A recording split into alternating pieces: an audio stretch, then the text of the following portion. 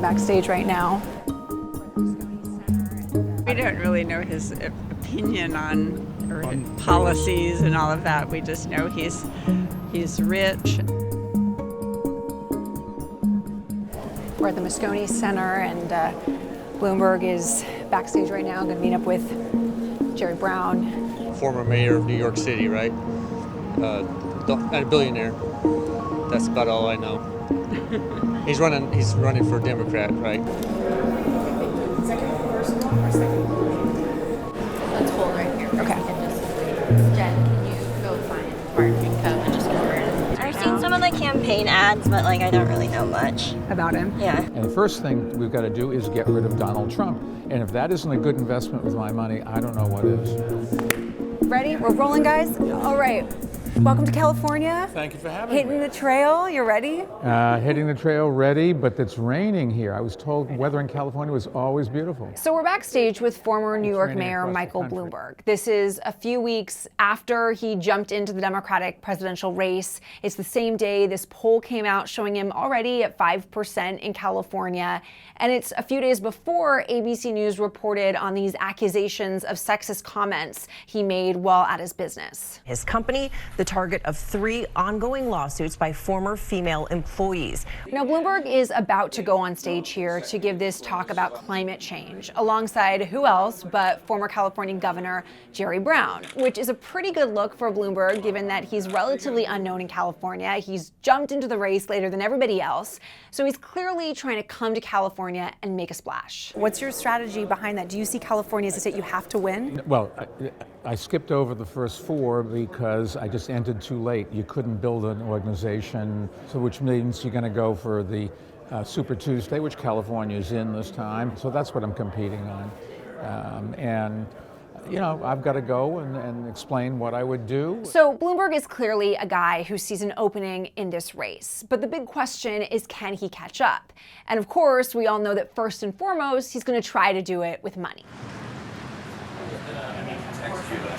What we have is somebody coming in late into the race, and they're dropped up $100 million in national advertising. Think of that, $100 million in national advertising. Mike Bloomberg started as a middle-class kid who had to work his way through college. Commercials all over the country, but mainly concentrated in California, North Carolina, Texas, sort of those prime states that are going to be in Big Tuesday. But it's not just enough to drop $100 million on TV. Any billionaire could do that. And this is where Bloomberg's political network, his 11 years as mayor of New York, his boot camp he started for mayors across the country, his philanthropy, all of this now comes into play.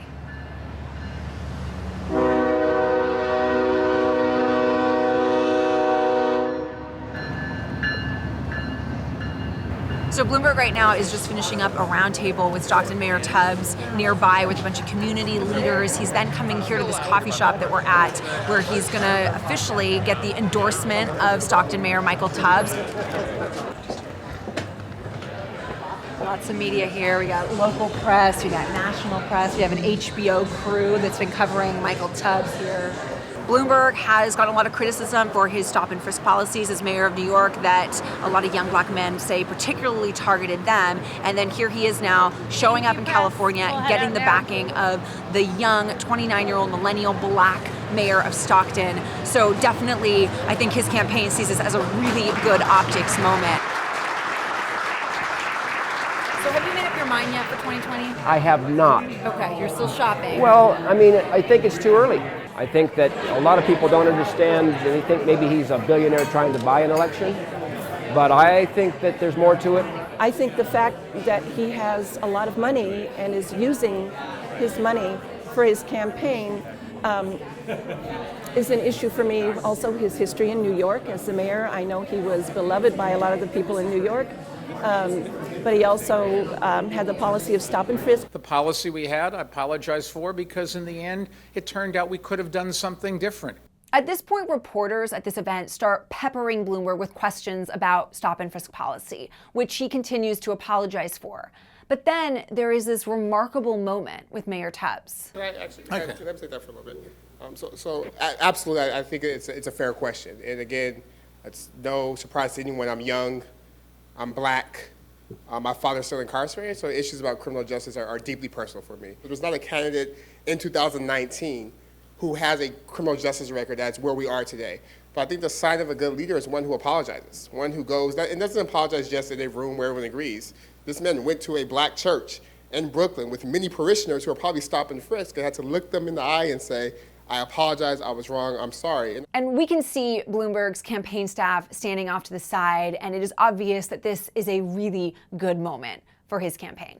In 2020, the top priority has to be defeating Donald Trump. And after doing my own research and speaking with every single campaign and almost every single campaign manager, I came to the conclusion that the person with the best shot at beating Donald Trump in the general election is Mayor Bloomberg. So in having a conversation with him, I told him if I was going to endorse, I need to have some say on that policy agenda. It says to the people in California, if it's good enough for him, maybe we should take a look. And they'd say, well, if he thinks Bloomberg's okay, maybe he is. What he did was he backed up the ad campaign with this visit to California. And you notice today he spent his time with the mayors. Mayor in Stockton. And that's why I'm pleased to present to you guys today Mayor Michael Bloomberg. He's also got the backing of Sam Liccardo in San Jose. Mike Bloomberg has shown time and time again that he's willing to take on big oil. And he was upstairs with Willie Brown. Do you guys have a long history as mayors going back? Is that? I don't know. When did we first meet? So long ago. And he was with Jerry Brown. Let's cooperate. Now, Jerry Brown didn't endorse him, but he stood there on the stage with him and embraced him as a partner in climate change, right? That's pretty good. The question, of course, is do those endorsements matter anymore? Hillary Clinton got every single endorsement under the sun. Endorsements don't do much for you once people know you. Okay, what it is that people don't know you. And Bloomberg is known on the East Coast in New York, former mayor, but for the most average voter, they don't know him. Of course, for Bloomberg, the challenge in California is far greater than just being an unknown. In this world of Bernie Sanders and Elizabeth Warrens, do Democrats want a billionaire? Do Democrats want a moderate? Those are some of the questions that are still unanswered. A lot of people question if there's space in the race for another candidate. Who are you targeting? Who is the other candidate? That's what I can't quite figure out. At this point, there has not been one vote taken yet in this election. So there's certainly plenty of time. Eventually, the candidate, the nominee for the Democrats, is going to have to make a choice about how far left they go. And if Bloomberg decides I'm going on the moderate path, he's going to lose some of those voters. And some of the feeling is that he would lose the left, but Bloomberg stands the best chance of getting disaffected Republicans, believe it or not. Bloomberg says, I'm that person. I can bring from the Republicans. That's the pitch. I'm getting the side-eye to stop.